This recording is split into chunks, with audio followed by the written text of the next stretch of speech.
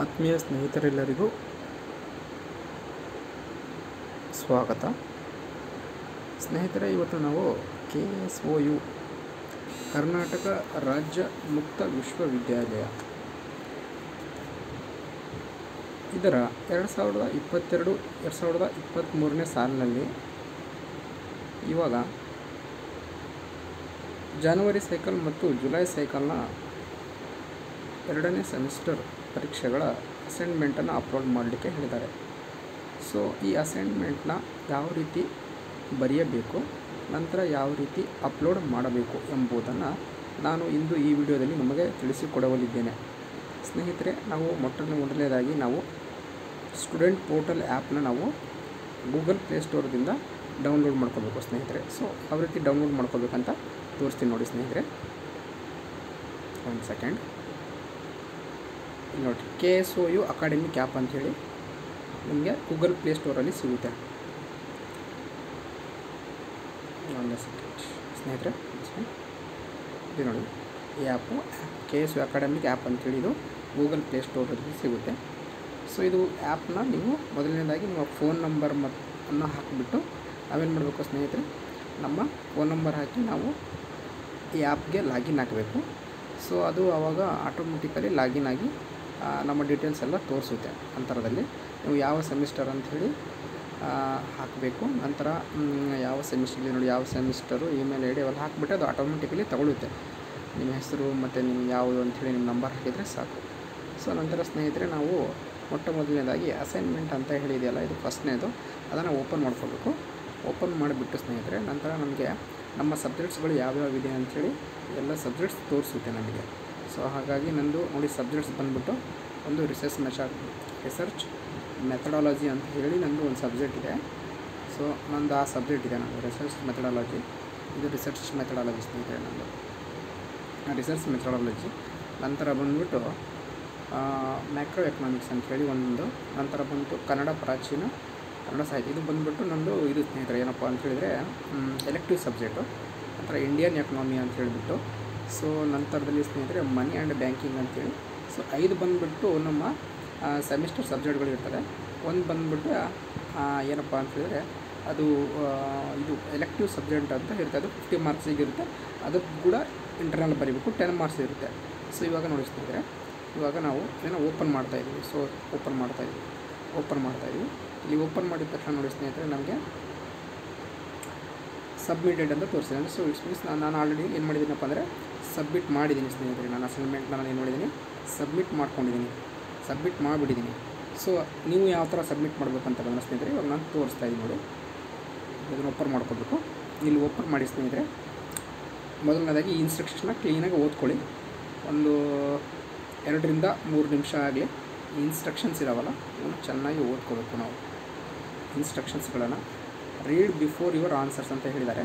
ಇನ್ಸ್ಟ್ರಕ್ಷನ್ನ ಓದ್ಕೊಂಡು each assignment cover page should be superscribed by assignment for your semester or year, department, address, title of the program, submitted by name, roll number. ನೋಡಿ ಸ್ನೇಹಿತರೆ, ಮುಖ್ಯವಾಗಿ ನಮ್ಮ cover page ಇರುತ್ತಲ್ಲ, ಹೊರಗಡೆ ನಾವು ಏನಾಗ್ತೀವಿ, ಇದು ನಮ್ಮದು ಆಲ್ರೆಡಿ ಈ ಆ್ಯಪಲ್ಲಿ ಇದೆ. ಅದು ಕವರ್ ಪೇಜ್ ನಾನು ನಿಮಗೆ ತೋರಿಸ್ತೀನಿ ನಂತರದಲ್ಲಿ. ಆ ಆ್ಯಪಲ್ಲಿ ಕವರ್ ಪೇಜ್ ಇದೆ. ಆ ಆ್ಯಪ್ನ ನಾವೇನು ಮಾಡ್ಕೋಬೇಕು, ಅದರಲ್ಲಿ ನಮ್ಮ ನೇಮು, ರೋಲ್ ನಂಬರು, ಯಾವ ಡಿಪಾರ್ಟ್ಮೆಂಟು, ಯಾವ ಸಬ್ಜೆಕ್ಟ್ ಅಸೈನ್ಮೆಂಟ್ ಮ್ಯಾಟ್ರ್ ಏನು ಹೇಳಿ ಅದರ ಮೇಲೆ ಎಲ್ಲ ಫ್ರಂಟಿಗೆ ಬರೆದಿರಬೇಕು ಸ್ನೇಹಿತರೆ. ಅದು ತೋರಿಸ್ತೀನಿ ನಾನು ನಿಮಗೆ. ನಂತರ ಅಂತೆ only hand written assignments are accepted. ಅಂದರೆ ನೋಡಿರಿ, ಯಾವುದೇ ರೀತಿ ಜೆರಾಕ್ಸು ಮತ್ತು ಇನ್ನೊಬ್ರದ್ದು ಕಾಪಿ ಹೊಡಿಯೋದು, ಇನ್ನೊಬ್ರದ್ದು ಇರೋದು ಅದನ್ನೆಲ್ಲ ನಾವು ಯೂಸ್ ಮಾಡೋ ಹಾಗಿಲ್ಲ. ಓನ್ಲಿ ಫಾರ್ ದ ಜೆರಾಕ್ಸ್ ಅಷ್ಟು ಹ್ಯಾಂಡ್ ರಿಟನ್ ಅಷ್ಟೇ ಯೂಸ್ ಮಾಡಬೇಕಂತೆ. Assignment without name and roll number will be rejected. ಯಾವ ಅಸೈನ್ಮೆಂಟ್ ಯಾರು ಬರೆದಿರ್ತೀವಲ್ಲ ಅಸೈನ್ಮೆಂಟ್ ಒಳಗೆ ರೋಲ್ ನಂಬರು ಮತ್ತು ನೇಮ್ ಇರಲಿಲ್ಲ ಅಂದರೆ ಅಂತಹ ಅಸೈನ್ಮೆಂಟ್ಗಳನ್ನ ರಿಜೆಕ್ಟ್ ಮಾಡ್ತಾರಂತೆ. So mandatory self signature and date of to return on all assignments pages. Mandatory ನೋಡಿರಿ, ನಾವು ಇವಾಗ ಫಾರ್ ಎಕ್ಸಾಂಪಲ್ ಇವಾಗ ಅಸೈನ್ಮೆಂಟ್ ಬರೆದಿರ್ತೀವಿ ಅಂತ ಪೇಜ್ ಅಂತ ತಿಳ್ಕೊಳ್ಳಿ. ಈ ಪೇಜ್ ಮೇಲ್ಗಡೆ ಇಲ್ಲಿ ನಾವು ಬಾರ್ಡ್ರ್ ಹಾಕಿರ್ತೀವಲ್ಲ, ಈ ಬಾರ್ಡ್ರ್ ಮೇಲ್ಗಡೆ ಇಲ್ಲಿ ಸಿಗ್ನೇಚರ್ ಮಾಡಿರ್ಬೇಕು. ಇಲ್ಲಿ ಸಿಗ್ನೇಚರು ಡೇಟ್, ಇವತ್ತು ಡೇಟ್ ಎಷ್ಟು, 31/3/24 ಈ ಥರ ಡೇಟ್ ಹಾಕಬೇಕು. ಇಲ್ಲಿ ಕೆಳಗಡೆನೂ ಅಷ್ಟೇ, ಇಲ್ಲಿ ಸಿಗ್ನೇಚರು, ನಿಮ್ಮ ಡೇಟು ಇದು ಹಾಕಬೇಕು ಸ್ನೇಹಿತರೆ. ಸೊ ನಂತರದಲ್ಲಿ ನೋಡಿ, ನಂತರದಲ್ಲಿ ಬಂದ್ಬಿಟ್ಟು scan the file assignment and convert the PDF format. ಅಂದರೆ ನೋಡಿ ಇಲ್ಲಿ PDF ಫಾರ್ಮೆಟನ್ನು ನಾವೇನು ಮಾಡಬೇಕಪ್ಪ ಅಂದರೆ ಎಲ್ಲ ಒಂದು ಬರೆದಿರ್ತಕ್ಕಂಥ ಹಾಳೆಗಳನ್ನು PDF ಮಾದರಿಯಲ್ಲಿ ನಾವೇನು ಮಾಡಬೇಕಪ್ಪ ಅಂದರೆ ಅದನ್ನು ತಯಾರಿಸ್ಕೋಬೇಕು. ಯಾವ ರೀತಿ ತಯಾರಿಸ್ಕೋಬೇಕಂದ್ರೆ ನಾನು ಅದನ್ನು ನಿಮಗೆ ತೋರಿಸ್ಕೊತೀನಿ.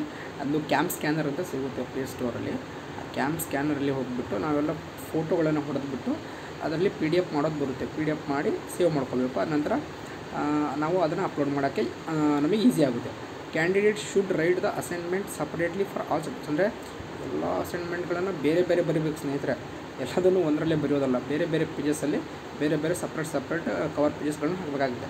Candidate should not reproduce the answer either from the study materials for any website and should refer books, journals and reports of national and international repute.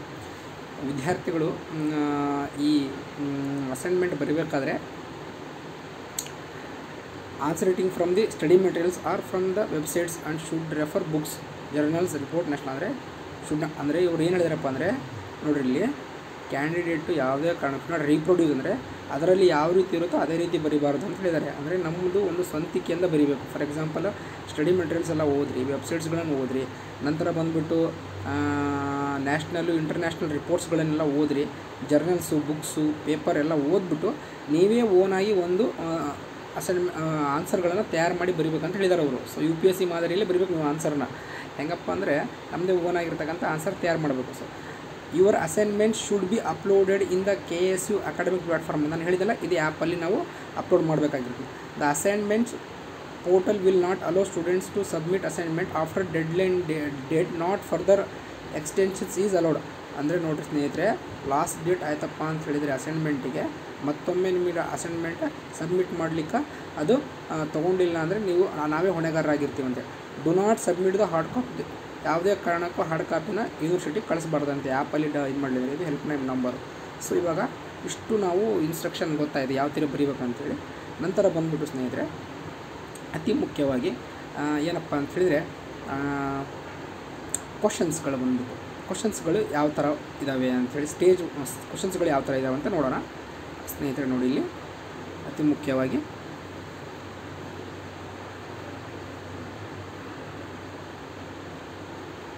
ಸ್ನೇಹಿತರೆ ನೋಡಿ ಇಲ್ಲಿ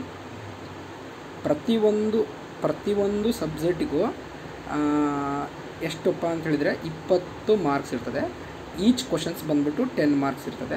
ಸೊ ಸ್ಟೇಜ್ 1 ಅಂತ ಇರ್ತದೆ. ಸ್ಟೇಜ್ 1ನಲ್ಲಿ 2 ಕ್ವಶನ್ಸ್ ಕೊಟ್ಟಿರ್ತಾನೆ, ಅದರಲ್ಲಿ 1 ಕ್ವಶನ್ಸ್ನ ನಾವು ಬರೀಬೇಕು. ಸೊ ಸ್ಟೇಜ್ 1ನಲ್ಲಿ 2 ಕ್ವಶನ್ಸ್ ಕೇಳಿರ್ತಾನೆ, ಅದರಲ್ಲಿ 1 ಬರೀಬೇಕು. ಅದು ಫಸ್ಟ್ ಮೇನ್ ಅಂತ ಇರುತ್ತೆ. ಸೊ ಸ್ಟೇಜ್ 2ನಲ್ಲಿ 2 ಕ್ವಶನ್ಸ್ ಕೊಟ್ಟಿರ್ತಾನೆ, ಅದರಲ್ಲಿ 1 ಬರೀಬೇಕು. ಸೊ ಫಸ್ಟ್ ಸ್ಟೇಜಲ್ಲಿ 2 ಕ್ವಶನ್ಸ್ ಬರೆಯೋಂಗಿಲ್ಲ, 1 ಕ್ವಶನ್ ಮಾತ್ರ ಬರೀಬೇಕು. ಅದು 10 ಮಾರ್ಕ್ಸು. 2 ಬರೆದ್ರೆ ಅದು ತಪ್ಪಾಗಿಬಿಡ್ತೈತೆ ಆನ್ಸರು. ಸೊ ಅಲ್ಲಿ 1 ಕ್ವಶನ್ಸ್ ಬರೀಬೇಕು ಫಸ್ಟ್ ಸ್ಟೇಜಲ್ಲಿ. ಸೆಕೆಂಡ್ ಸ್ಟೇಜಲ್ಲಿ 1 ಕ್ವಶನ್ ಬರೀಬೇಕು. ನಮಗೆ ಆಪ್ಷನ್ಸ್ ಕೊಟ್ಟಿದ್ದಾರೆ. ಸೊ ಹಿಂಗೆ ಆಯ್ಕೆ ಮಾಡ್ಕೊಂಡ್ಬಿಟ್ಟು ನಮ್ಗೆ ಫ್ರಂಟ್ ಪೇಜಲ್ಲಿ ಸ್ಟೇಜ್ ಫಸ್ಟ್, ಸ್ಟೇಜ್ ಸೆಕೆಂಡ್ ಅಂತ ಎಲ್ಲ ಹಾಕೋದಿರುತ್ತೆ. ಅಲ್ಲಿ ಎಲ್ಲ ಜಾಗ ಖಾಲಿ ಬಿಟ್ಟಿರ್ತಾರೆ, ತೋರಿಸ್ತೀನಿ ನಿಮಗೆ. ಈ ರೀತಿ ಒಳಗಡೆ ನಾವು ಇದರಲ್ಲಿ ಮೇಲಿಂದ 2ರಲ್ಲಿ 1 ಬರೀಬೇಕು, ಕೆಳಗಿಂದ 2ರಲ್ಲಿ 1 ಬರೀಬೇಕು ಸಪ್ರೇಟು.